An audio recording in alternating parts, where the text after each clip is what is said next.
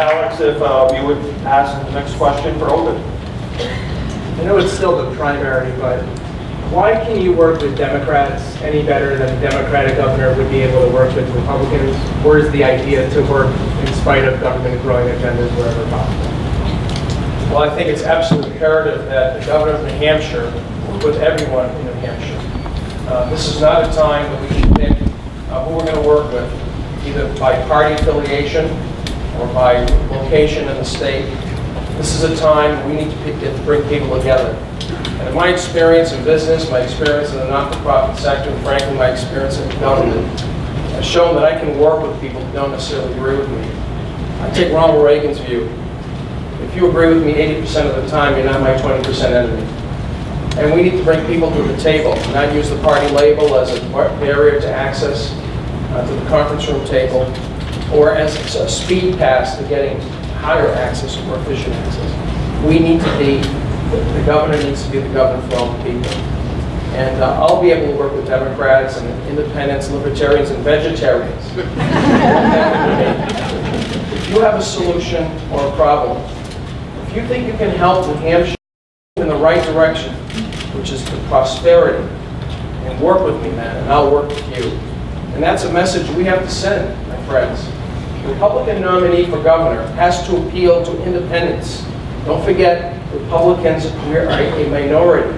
The plurality of voters self-identify as not registered. I have a coalition of supporters already that are independents as well as Democrats and waiting for the primary to be over.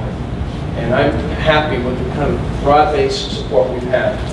And I hope people in New Hampshire will look at the way we conduct ourselves in these campaigns on both sides of the aisles, to draw a conclusion as to who can they work with, who will sit down with them. And the legislature organizes itself around party label, and that's okay. The majority selects the president of the Senate or the Speaker of the House. The governor is not a partisan position, and I'll be the people's governor, given the opportunity to serve. And there will be room at the table for all countries who have a solution for New Hampshire's problems.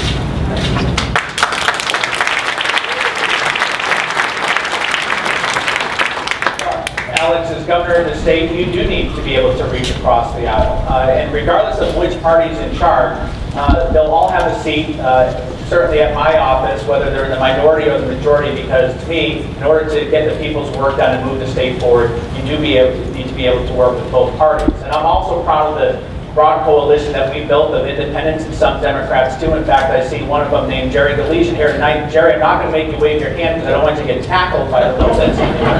But I also have a record. You know, when I was the assistant director of our state's juvenile justice system, for 2 of the 4 years, it was under a Democratic legislature. And I had to work with that legislature to advance some of the stuff that we were looking to do within the juvenile justice system. So I had to work with Democrats in the legislature. But you know, I will take issue with one thing that Ovide has said repeatedly on the campaign trail, and that is that he's going to check his Republican label at the door. I'm proud of my Republican label, and I'm proud of it because it stands for personal responsibility. It stands for limited government, free enterprise, low taxation, low spending, all those things we believe in. So even though I'll reach across the aisle to work with the Democrats, I'm not going to check my party label at the door just because I'm now in an elected position. I'm going to carry those tenets and principles into the governor's office with me, and we'll govern off of those principles as well.